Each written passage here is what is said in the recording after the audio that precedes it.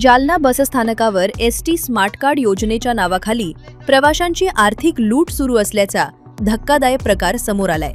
शासनाने या कार्डसाठी 199 रुपये शुल्क निश्चित केले असताना एजंटांकडून चक्क 300 रुपये उकळले जात आहेत। कार्ड काढण्यासाठी होणाऱ्या गर्दीचा फायदा घेत प्रवाशांकडून अतिरिक्त 100 ते 110 रुपये घेतले जात आहेत, ज्याची कोणतीही अधिकृत पावती दिली जात नाहीये।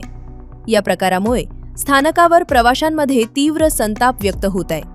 दरम्यान 199 रुपयांच्या वर एकही रुपया देऊ नये आणि अशा लुटीची तात्काळ तक्रार करावी असे आवाहन आगार प्रमुखांनी केले आहे।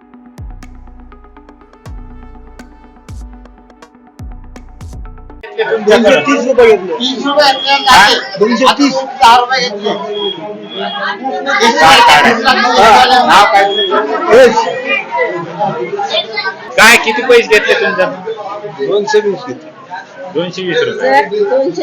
200 रुपये पैसे घेताय का? किती पैसे शिल्लक घेतले तुमचे? आता शिल्लक आता आम्हाला काय समजतं त्याच्यामध्ये शिल्लक किती असते आणि ते सांगितलं ते आम्ही केलं। 220 रुपये। हा माझ्याकडे